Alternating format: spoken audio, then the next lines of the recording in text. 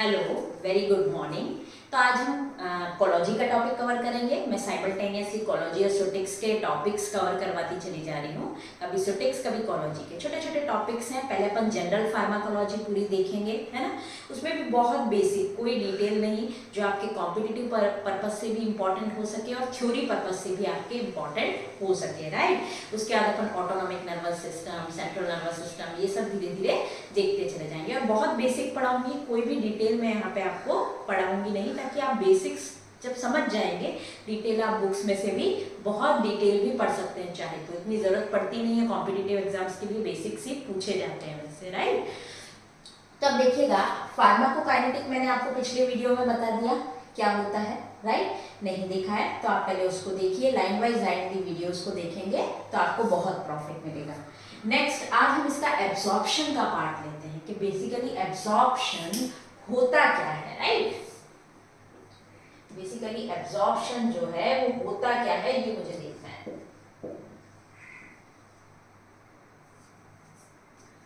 ठीक है, तो अब देखिएगा, एब्जॉर्प्शन का मतलब क्या होता है कि हमने बॉडी ड्रग ली, सपोज करो ओरल ली तो लेने से लेकर उसका ब्लड में पहुंचने तक का, है ना, पहुंचना, उसको क्या बोलते हैं, एब्जॉर्प्शन होना, है ना, एब्जॉर्ब होना, है ना, ब्लड में पहुंचने को, ब्लड स्ट्रीम में पहुंचने को। यानी एडमिनिस्टर्ड की हमने ड्रग, ठीक है ना, मान लो ओरली ली, वो मूव करी कहाँ, सिस्टेमिक सर्कुलेशन। सिस्टेमिक सर्कुलेशन का मतलब होता है ब्लड स्ट्रीम, यानी ब्लड में पहुंचने को ही क्या बोला जाता है, एब्जॉर्प्शन। यहाँ एक टर्म आप बार बार सुनते हो, बायो अवेलेबिलिटी। बायो अवेलेबिलिटी, कोई भी ड्रग बायोलॉजिकली हमको अवेलेबल कब होगी, जब वो ब्लड में आ जाएगी। जैसे ही वो ब्लड में आएगी, है ना, ब्लड से बहती हुई, मान लो ब्लड के थ्रू बहती हुई, फ्लो होती हुई, मान लीजिए मैंने हार्ट की ड्रग आपने मुझे दी है कि मुझे हार्ट की प्रॉब्लम है, तो हार्ट की ड्रग दी है, तो ब्लड के थ्रू फ्लो होती हुई वो हार्ट में चली जाएगी, तभी तो बायोलॉजिकली अवेलेबल होगी। तो एक्सटेंट या रेट ऑफ एब्जॉर्प्शन, एब्जॉर्प्शन का मतलब समझिए क्या होता है, ब्लड में ड्रग का पहुंचना, है ना, सिस्टेमिक सर्कुलेशन में पहुंचना। और वो किस रेट से पहुंच रही है, यानी 1 मिनट में कितनी क्वांटिटी ड्रग की आ रही है, 2 मिनट में कितनी क्वांटिटी ड्रग की आ रही है, ठीक है। तो रेट या एक्सटेंट ऑफ एब्सॉर्प्शन, है ना, उसको क्या बोला जाता है, बायो अवेलेबिलिटी। बायोलॉजिकली अवेलेबल कितनी हो पा रही है, अच्छा 1 मिनट में इतनी ड्रग अवेलेबल हो गई, अच्छा 2 मिनट में इतनी ड्रग अवेलेबल हो गई, तो वो बायो अवेलेबिलिटी हो गई। देखिए, कभी कभी क्वेश्चन क्या आ जाता है कि बायो अवेलेबिलिटी किसको बोला जाता है, तो डायरेक्ट ऑप्शन में आ जाता है, सिस्टेमिक सर्कुलेशन में पहुंचने को ही बायो अवेलेबिलिटी बोला जाता है। ठीक है, ध्यान से समझिए आप। देखिए, बायो अवेलेबिलिटी का मतलब क्या हो गया, बायोलॉजिकली अवेलेबल होना किसी ड्रग का, है ना, यानी 1 मिनट में इतनी अवेलेबल, 2 मिनट में इतनी अवेलेबल। कब अवेलेबल होंगी, जब ब्लड स्ट्रीम में पहुंचेगी, ब्लड में पहुंचेगी, ठीक है। तो एक्सटेंट और रेट ऑफ एब्जॉर्प्शन, है ना, तो एक्सटेंट और रेट ऑफ एब्जॉर्प्शन, यानी 1 मिनट में कितनी एब्जॉर्ब हुई, उतनी बायोलॉजिकली अवेलेबल हो गई, 2 मिनट में कितनी एब्जॉर्ब हुई, उतनी बायोलॉजिकली अवेलेबल हो गई। तो इसको इन्होंने क्या बोल दिया, बायो अवेलेबिलिटी। बट ऑप्शन में यदि डायरेक्ट आपके पास आता है कि बायो अवेलेबिलिटी का मतलब होता है सिस्टेमिक सर्कुलेशन या ब्लड स्ट्रीम में पहुंचना ड्रग को, तो वो भी राइट होगा, राइट। तो चलिए हम आगे देखते हैं।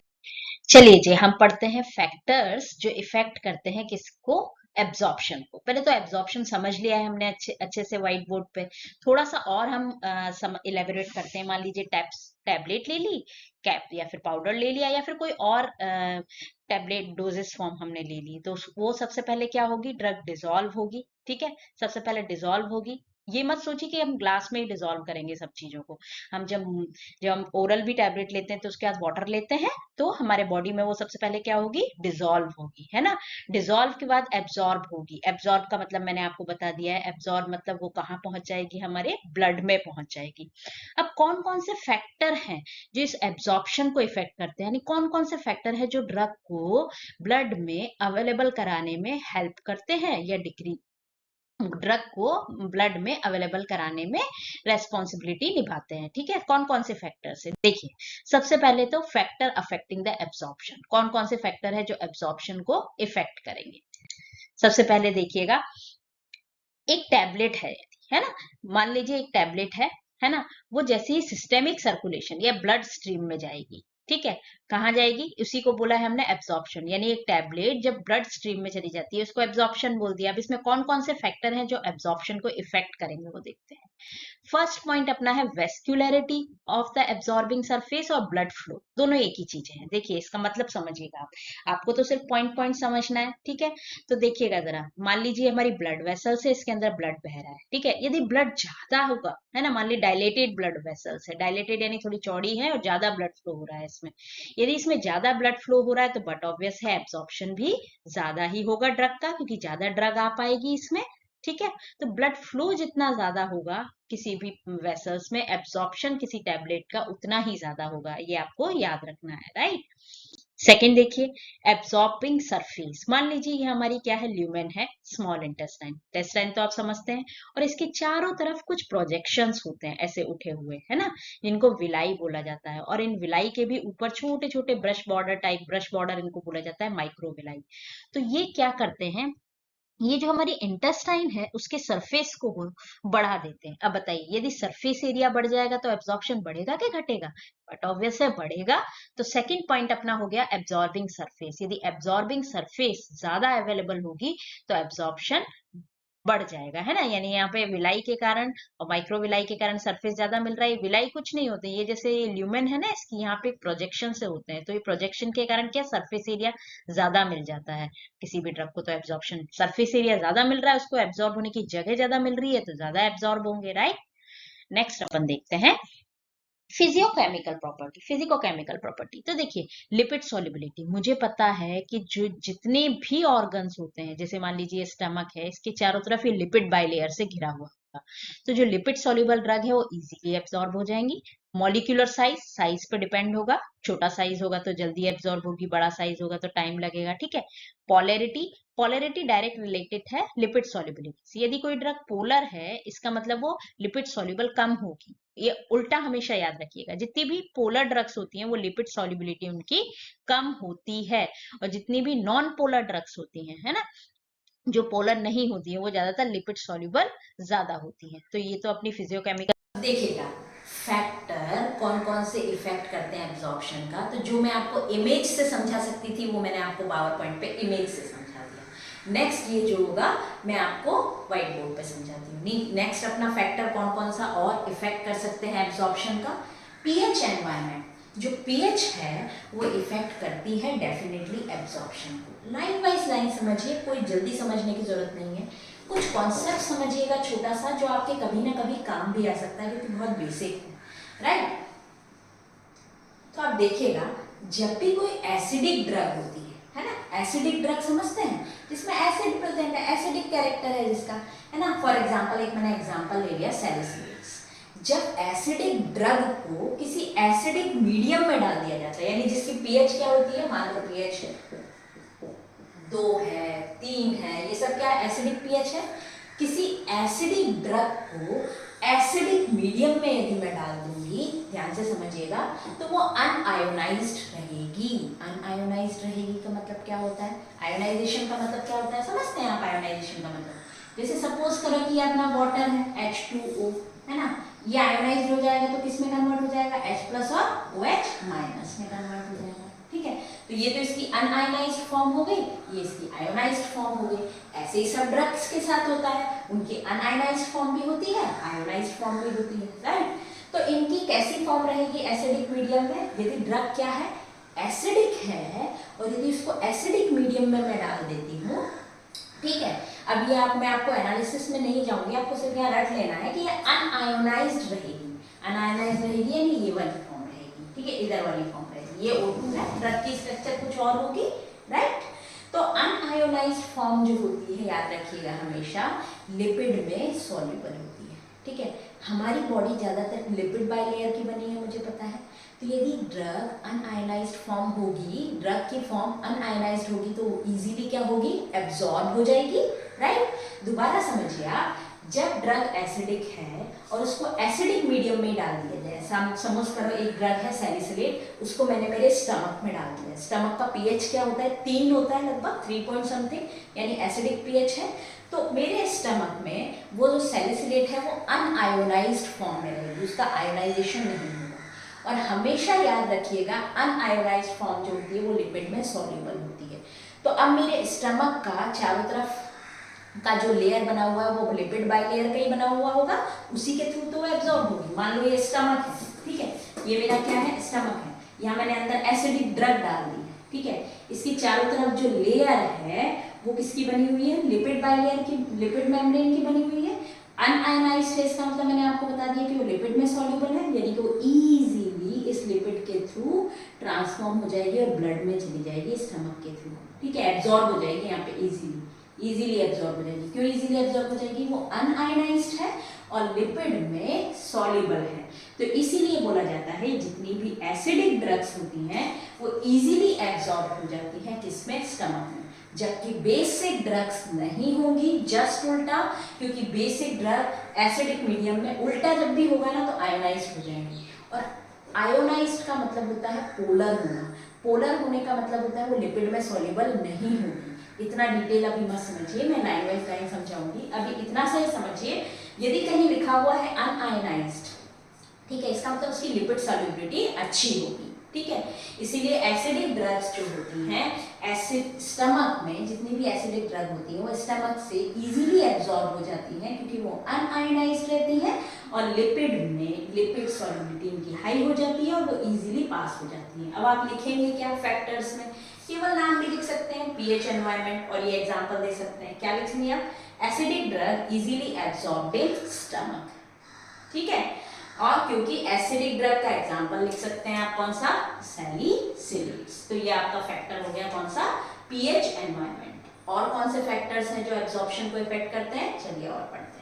नेक्स्ट फैक्टर कौन सा है जो ड्रग के एब्जॉर्प्शन को इफेक्ट करेगा, अभी मैंने आपको पीएच बताया कैसे एब्जॉर्प्शन पे इफेक्ट डालता है वो, राइट। उसके बाद first pass metabolism. First pass metabolism क्या है, देखिएगा, ड्रग को जब हम ओरली लेते हैं कभी कभी तो ड्रग क्या होती है, डायरेक्ट ब्लड में जाने की जगह वो पहले लिवर में चली जाती है, ठीक है। ये हमारी मान लो कोई पिल है ना, ड्रग है जो हमने ली, तो ये ब्लड में जाने की जगह पहले क्या किस में चली जाती है, लिवर में, और वहां पे मेटाबोलाइज हो जाती है थोड़ी सी। मेटाबोलाइज होने का मतलब क्या होता है आपको पता है, कि ड्रग थोड़ी सी डीएक्टिवेट, थोड़ी सी ड्रग की एक्टिविटी कम हो जाती है, इतना सा समझ लीजिए। अब ड्रग की एक्टिविटी कम हो जाती है, फिर बाद में ये जाती है ब्लड में, तो अब वो कम रिड्यूस कंसंट्रेशन हो जाती है ड्रग की, क्योंकि कुछ क्वांटिटी में ड्रग जो होती है मेटाबोलाइज हो जाती है, यानी वो उसकी इफेक्ट कम हो जाता है। तो ऑटोमेटिक जब ब्लड में ये पहुंचेगी तो रिड्यूस कंसंट्रेशन में पहुंचेगी तो कम एब्जॉर्प्शन होगा, बट ऑब्वियस है ना, कम कंसंट्रेशन मिल रही है, यानी ड्रग को मैंने दी तो पूरी कंसंट्रेशन है जितनी मुझे देनी चाहिए थी, लेकिन फर्स्ट पास मेटाबॉलिज्म के कारण इसका एब्जॉर्प्शन कम हो गया, क्योंकि ड्रग पहले से ही थोड़ी सी मेटाबोलाइज हो गई, यानी उसका इफेक्ट कम हो गया, फिर जाके तो वो ब्लड में पहुंची। तो ये हो गया फैक्टर कौन सा, एब्जॉर्प्शन को इफेक्ट कर रहा है ना, मैंने दी तो अपनी क्वांटिटी में ड्रग, लेकिन इसका एब्जॉर्प्शन यानी ब्लड में पहुंचना, एब्जॉर्प्शन किसको बोलते हैं, ब्लड में पहुंचने को, तो ब्लड में कम पहुंची किसके कारण, इस लिवर के मेटाबोलाइजेशन के कारण, इसी को बोला जाता है फर्स्ट पास मेटाबॉलिज्म। यानी फर्स्ट पास मेटाबॉलिज्म जो है वो भी आपकी एब्जॉर्प्शन को इफेक्ट करेगा, यानी फैक्टर्स में आप ये भी लिख सकते हैं first pass metabolism, right. Next देखिए, ड्रग फॉर्मुलेशन जो होगी वो भी एब्जॉर्प्शन को इफेक्ट करेगी। कैसे करेगी, देखिएगा, मान लीजिए मैंने कोई ड्रग दी इंट्रावेनस, समझते हैं इंट्रावेनस को, डायरेक्ट वेन्स में लगा दिया, यानी डायरेक्ट ब्लड में लगा दिया मैंने ड्रग को, डायरेक्ट ब्लड में डाल दी है ना, वेन्स में डाल दी। अब जब डायरेक्ट ब्लड में डाल दी, क्या एब्जॉर्प्शन होगा उस ड्रग का, कैसे होगा, तो डायरेक्ट एब्जॉर्प्शन का तो कोई पार्ट ही नहीं रह जाएगा, है ना। एब्जॉर्प्शन का तो मतलब ही यही होता है कि हमने जो ड्रग ली है वहां से सिस्टेमिक सर्कुलेशन यदि ब्लड में पहुंचने को, अब यदि हमने डायरेक्ट ही ब्लड में लगा दी है तो क्या एब्जॉर्प्शन का कोई रोल नहीं रह जाएगा वहां पे। तो इंट्रावेनस में नो एब्जॉर्प्शन रिक्वायर्ड, एब्जॉर्प्शन की कोई रिक्वायरमेंट नहीं होती। दूसरी चीज, बायो अवेलेबिलिटी यहाँ पे बहुत इंपॉर्टेंट है, इंट्रावेनस में 100% बायो अवेलेबिलिटी होती है। क्यों होती है, क्योंकि सारी की सारी ड्रग ही मेरी ब्लड में चली गई तो इजीली जहाँ जाना है, यदि हार्ट की ड्रग है तो हार्ट में चली जाएगी, किडनी की ड्रग है तो किडनी में चली जाएगी, है ना। तो ड्रग फॉर्मुलेशन इफेक्ट कर रहा है ना, यदि इंट्रावेनस दिया तो एब्जॉर्प्शन की जरूरत ही नहीं पड़ती। अब मान लो टैबलेट दी तो उसका एब्जॉर्प्शन अलग तरीके से होगा, क्यों, उसका सॉल्यूशन बनेगा, पहले उसका डिसइंटीग्रेशन होगा, फिर सॉल्यूशन बनेगा, फिर एब्जॉर्ब होगा। तीसरा देखिएगा, एक सस्टेन्ड रिलीज से आपको समझ में आएगा कि अलग अलग डोजेस फॉर्म कैसे इफेक्ट करती हैं एब्जॉर्प्शन को। सस्टेन्ड रिलीज, एक तो टैबलेट है, टैबलेट तो पूरी की पूरी टूटेगी, ठीक है ना, और उसके बाद वो एब्जॉर्ब हो जाएगी जाके। जबकि सस्टेन रिलीज में क्या, डिपोट प्रिपरेशंस कभी कभी लगा दी जाती हैं, पैचेस लगा दिए जाते हैं, कभी आपने सुना होगा। फिर धीरे धीरे उससे ड्रग रिलीज होगी, एब्जॉर्ब होगी, फिर जाएगी, फिर थोड़े टाइम इंटरवल वाली फिर रिलीज होगी, फिर एब्जॉर्ब होगी, तो उसका एब्जॉर्प्शन पैटर्न अलग हो गया। इसका एब्जॉर्प्शन पैटर्न क्या हो गया, टैबलेट का एक साथ एब्जॉर्ब हो गई। सस्टेन रिलीज, धीरे धीरे रिलीज हो रही है, फिर एब्जॉर्ब हो रही है, धीरे धीरे रिलीज हो रही है, फिर एब्जॉर्ब हो रही है। यानी ड्रग की जो फॉर्मुलेशन है, क्या वो इंट्रावेनस दे रहे हैं, या फिर वो टैबलेट फॉर्म में दे रहे हैं, या फिर वो सस्टेन रिलीज फॉर्म में दे रहे हैं, ये इफेक्ट करती है किसको, एब्जॉर्प्शन को इफेक्ट करती है। और ये चीज जरूर याद रखिएगा कि इंट्रावेनस जो ड्रग दी जाती है उसमें एब्जॉर्प्शन का कोई रोल नहीं होता, उसमें बायो अवेलेबिलिटी यानी बायोलॉजिकली अवेलेबल ब्लड में 100% होती है, क्योंकि डायरेक्ट ब्लड में लगा दी जाती है, राइट। तो ये फैक्टर्स मैं आपको पढ़ा रही हूँ, कभी कभी क्वेश्चन आ सकता है, राइट डाउन द एब्जॉर्प्शन और फैक्टर्स कौन कौन से इसके इफेक्ट करते हैं। फिर धीरे धीरे अपन पढ़ेंगे, बेसिक नॉलेज लेते चले जाएंगे, आप भी देखते चले जाइए, राइट। नेक्स्ट मैं आपको एक चीज बताती हूँ कि मान लीजिए अपना ये स्टमक है, ठीक है, मैं स्टमक का एग्जांपल दे रही हूँ, ये अपना स्टमक है, ठीक है। इसकी चारों तरफ क्या होगी, बाइलेयर फॉस्फेट लिपिड बाइलेयर होगी, ठीक है। हर ऑर्गन लिपिड बाइलेयर से घिरी हुई होती है, मुझे पता है, उसके थ्रू ही तो एब्जॉर्प्शन होगा। ऐसे ही मान लो यहाँ बीच में ड्रग आ गई और ये इसकी लिपिड बाइलेयर से पास होती हुई ब्लड में चली जाएगी, है ना, यही तो है। यदि सिंपली ट्रांसफर हो रही है, यानी इसको किसी भी ऐसे ट्रांसफर करने के लिए कोई मीडिएटर की जरूरत नहीं पड़ रही, तो पैसिव ट्रांसपोर्ट इसको बोला जाता है। पैसिव ट्रांसपोर्ट में आपको समझा दूंगी, एक लेक्चर में आपको पैसिव और एक्टिव क्या होता है वो भी क्लियर कर दूंगी, बट अभी इतना सा याद रखिए, सिंपली जा रही है इस लिपिड बाइलेयर से ड्रग, तो उसको पैसिव ट्रांसपोर्ट। तो देखिए, यदि ड्रग की कंसंट्रेशन ज्यादा होगी तो ज्यादा एब्जॉर्प्शन होगा, सीधी सी बात है। हाई का मान लो यहाँ पे ड्रग की कंसंट्रेशन ज्यादा है ह्यूमन में, ये अपना स्टमक है ना, तो यहाँ कंसंट्रेशन ज्यादा है, तो यहाँ ज्यादा कंसंट्रेशन से कम कंसंट्रेशन की और सीधी पैसिव ट्रांसपोर्ट के थ्रू ये अंदर पहुंच जाएगी, तो एब्जॉर्प्शन बढ़ जाएगा। यानी कि पैसिव ट्रांसपोर्ट में कंसंट्रेशन यदि ड्रग की हाई है तो एब्जॉर्प्शन अच्छा होगा। ये मैंने आपको डायरेक्टली केडी त्रिपाठी में से पढ़ाया है, आपको थ्योरी देखनी है तो आप उसमें से देख सकते हैं इजीली, राइट। तो देखिए, यहाँ पे यदि ड्रग की कंसंट्रेशन ज्यादा है, राइट, तो ड्रग की कंसंट्रेशन यहाँ पे ज्यादा है तो कम की तरफ जाएगी, इसी को तो बोला जाता है पैसिव ट्रांसपोर्ट। ये भी इंपॉर्टेंट क्वेश्चन है जो कभी कभी कॉम्पिटिटिव एग्जाम में आ जाता है। पैसिव ट्रांसपोर्ट का मतलब होता है हाई कंसंट्रेशन से, ड्रग की हाई कंसंट्रेशन से लो कंसंट्रेशन की ओर मूव करना। यानी ड्रग की हाई कंसंट्रेशन अभी ल्यूमेन में है, ब्लड में कम है, तो हाई कंसंट्रेशन से लो कंसंट्रेशन की ओर मूव करना। तो पैसिव ट्रांसपोर्ट के लिए एक इंपॉर्टेंट वर्ड आप बहुत अच्छे से याद रखिएगा, इसमें high concentration to low concentration transport होता है। तो आई होप आपको समझ में आ गया होगा कि बेसिकली एब्जॉर्प्शन क्या होता है, कौन कौन से फैक्टर्स हैं जो इसको इफेक्ट करते हैं, वो भी मैंने आपको बता दिए सारे, एक लाइन वाइज लाइन के। ब्लड फ्लो किस तरीके से इफेक्ट करता है, सरफेस एरिया किस तरीके से इफेक्ट करता है, तो आप इतना सा समझना आपके लिए काफी होगा। अब मैं एक पॉइंट आपको समझाऊंगी और मैं आपको ज्यादातर केडी त्रिपाठी में से पढ़ाती हूँ, आप उसको देख सकते हैं जाके, ठीक है।